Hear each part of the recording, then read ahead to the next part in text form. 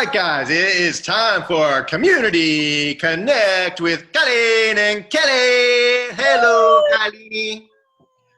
Hello, Kendall. I know, we're so excited, you guys. Today we are talking with Kendall Duncan, the owner of Canine Cabana, and we are super excited to talk to her because, first of all, we love her so much. She's one of our favorite people in the community, and secondly, we just think that what services she provides is an amazing gift of love to all of us in the community. So we're just excited to have her here today. So Kendall, thank you for joining us.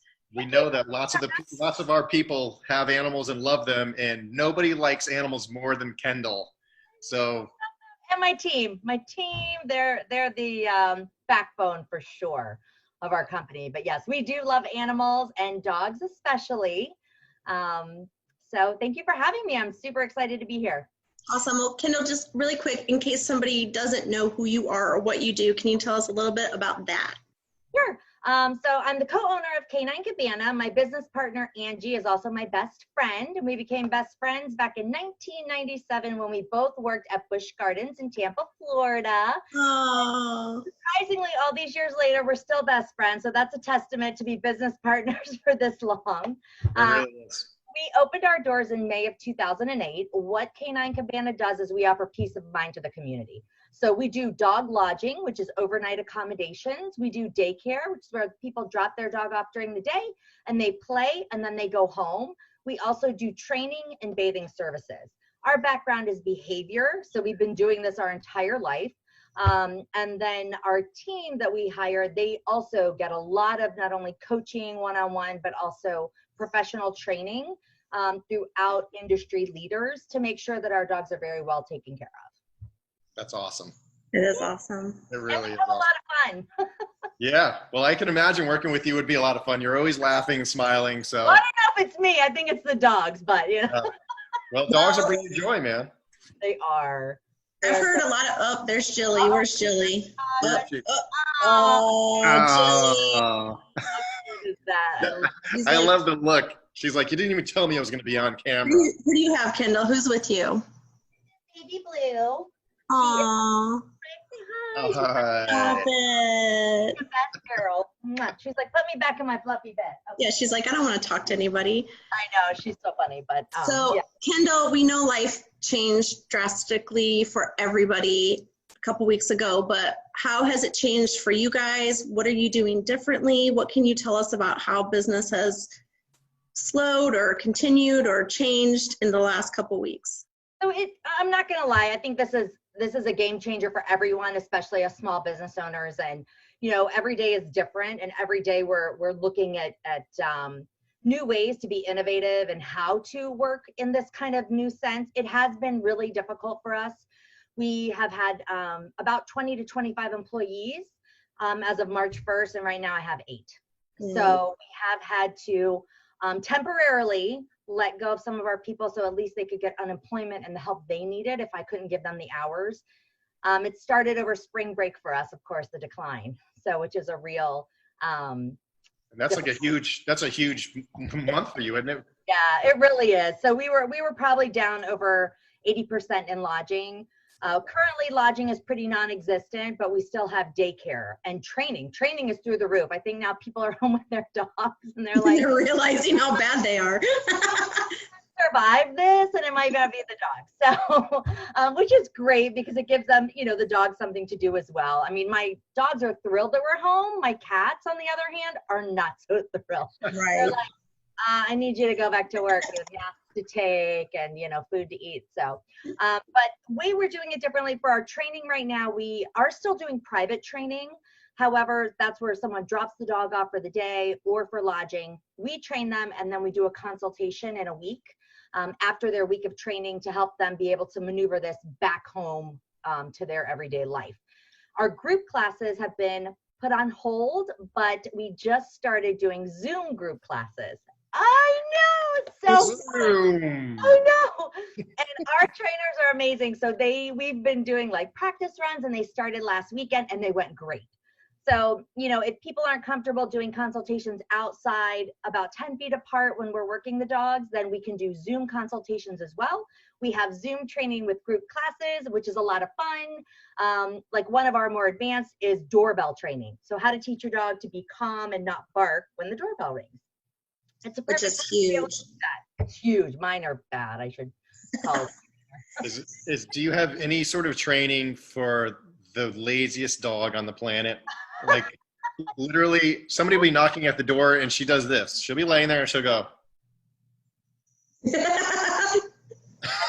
Hey, I need somebody to get that. Are you guys going to get the door? There might be an intruder out there. Get them something to eat. Be grateful. Honestly, I love that because that just says like she's confident. She's like, I'm not worried about that person. It's all fine. So that's a blessing. So the one thing we found, what we're really trying, the reason why we were grateful we were deemed essential by not only Hillsborough County, but also by the governor, was just because an incident last week happened where this lovely woman called on a Friday afternoon. She fell in her home and she refused to call an ambulance until she knew her dogs were taken care of. She was terrified that if the ambulance came, her dogs would be alone and she would not be able to help them. So we masked up and we gloved up, and my manager and my trainer went over there. The ambulance arrived, they met them, and basically they were able to let the dogs in the backyard where then my team could leash them up. We brought them back, we gave them baths, and we were able to make sure that they're cared for the weekend. So that's awesome. Still here. Mom's doing wonderful. She did break her hip, and can you imagine calling? She was so calm and cool and collected. Not me. I was like, I would be like, my hip. No, nothing.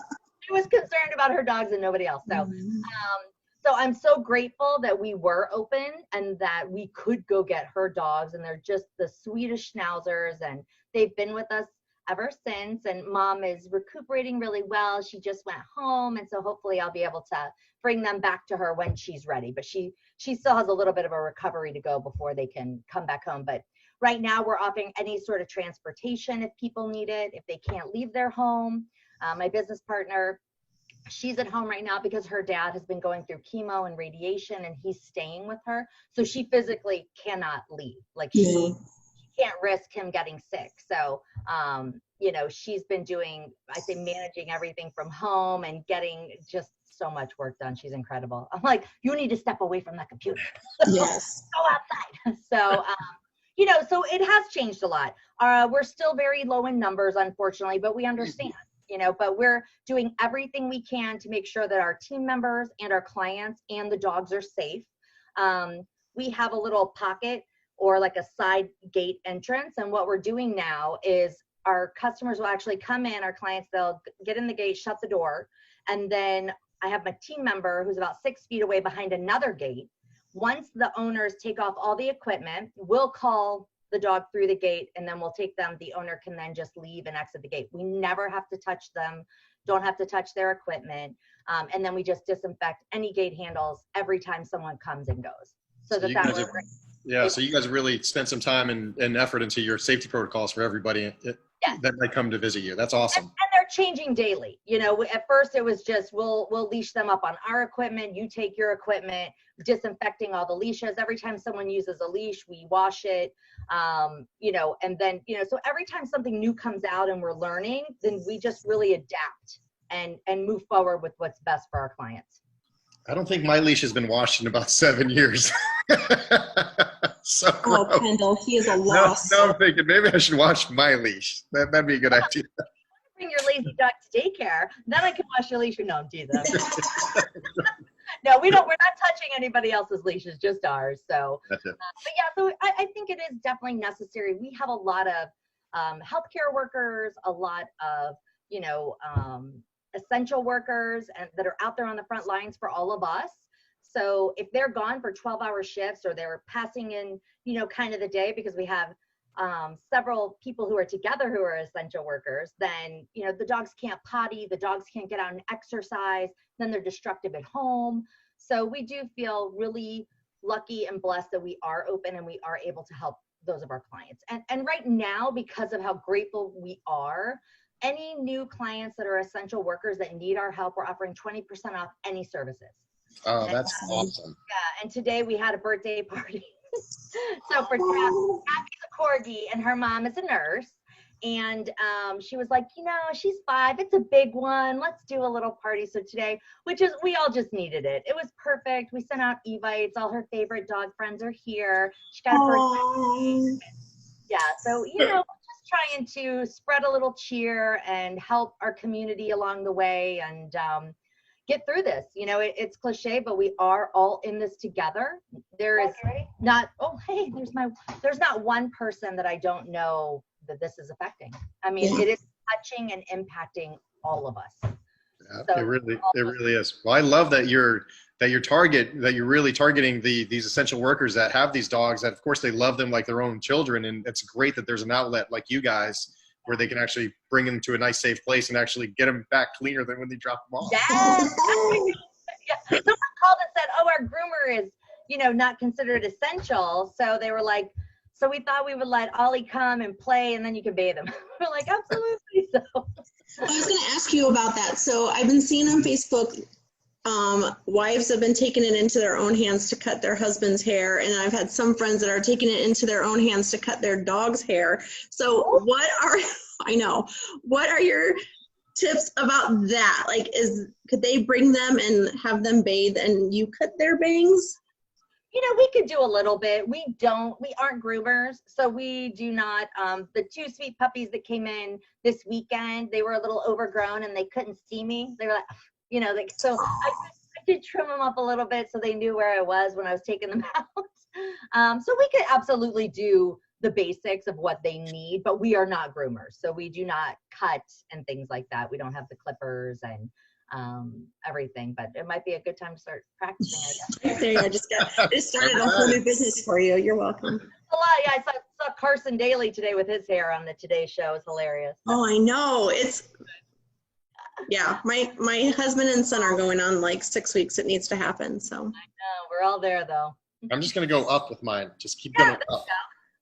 I got enough gel. Fire to God. It's okay. Well, Kendall, so we just want to know what, as a community, if anything, can we do to just continue to support you, beyond get the word out about all your great services that you offer to essential workers, but what else can we do to help you out?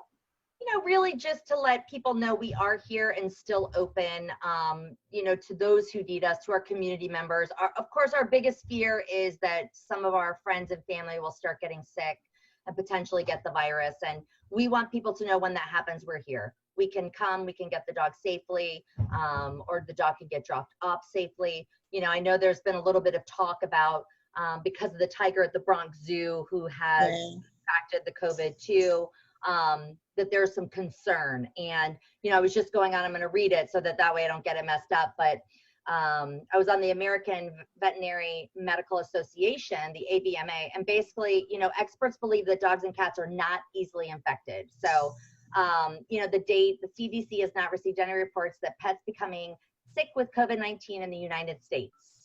Infectious disease experts and multiple international and domestic human and animal health organizations continue to agree there is no evidence at this point that under natural conditions, pets spread COVID-19.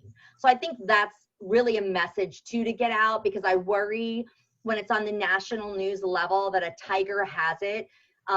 Coming from the zoo world and understanding zoonotic diseases, diseases that can transfer to humans and animals, it's important to understand that certain animals are more susceptible to different diseases. And unfortunately, tigers and big cats are one that are susceptible to SARS, which is in this whole family group of COVID and coronaviruses. So it's not something at this point that our expert veterinarians are concerned about. You know, so we want people to know, if you get sick and you feel you may have it, give us a call. You know, certainly wash your hands. Don't get all in your dog's face kissing them. If you're sick. If you're not sick, you just kiss away. It's fine. Love on them. Just love on them. I don't care what they say. No, but if you are sick, you know, call someone who can help take care of your pet during that time so that you can get better. You know, because that's the biggest thing I think for people who are getting this is that they rest and they take care of themselves. and you can't always take your dog walking or out and things like that. So we're here to help if that does happen. We certainly hope it does not, and that our clients aren't impacted the way New York and Michigan and others are around the country. But if it is, then we're here and we're ready to help. Awesome. Well, Kendall, really quick, I want to share my screen here. We do have your Facebook page pulled up, so we want people to be able to see what that looks like, but we also want to see if there is other ways that they could be contacting you, or how exactly they need to get a hold of you if they have any issues. We are Canine Cabana Florida, and we have a website, we have Facebook page, Instagram. We're on all the social media outlets. You can call us at 813-672-9663. But really, there's just multiple ways that you can get up with us. And right now, 672 woof. Woof, it's 672 woof. Love it. But we do, our lobby is also closed. So we are asking people do not come in the lobby, again, to keep our team safe and all of our clients safe. But they can call us when they pull up, and they're welcome to call. We're doing any sort of transactions just over the phone and far away, so that we're keeping social distancing and being, responsible. So, but yeah, just give us a call, email, website, Facebook. We're around. Okay, I have one like really, really important question, and I know that most of our listeners are on the edge of their seats, but what is your thought on Tiger King, and did Carol Baskins kill her husband? I already knew this is where he was going with this. The minute he opened his mouth. Kendall knows things. She knows stuff. So what's your take? Oh my gosh, I have to be PC, right? Okay. Oh, hello, have you seen our stuff? We don't have to be PC. Okay, so I watched Tiger King because. How do you not watch it? Of course. Everyone kept asking me my opinion, and they're like, "You're a zookeeper." And Jay, my husband, he's still a bush garden. So he still works with tigers, orangutans, elephants, has a plethora. So I will tell you that you could feed someone to a tiger. That you could do. However, tigers do not eat bones. Okay. Right. So if you want someone to clean up the bones, you would have to bring in the hyenas. So I used to work with spotted hyenas. They're one of my favorite animals. And they can chew bone, they can eat anything. It's amazing. And anything they don't digest, then they just vomit it back up. And then they roll in it. Woohoo, it's a party. Yeah, they're gross. But they're kind of like Kelly. So I just want to say, on behalf of zookeepers everywhere, that show does not represent true animal care. It is a roadside circus. It is, again, I know we all could see it was it was a little insane, and it was for his own egotistical, I hand raised 5 tigers once in my career, and you really be respectful, and that is it.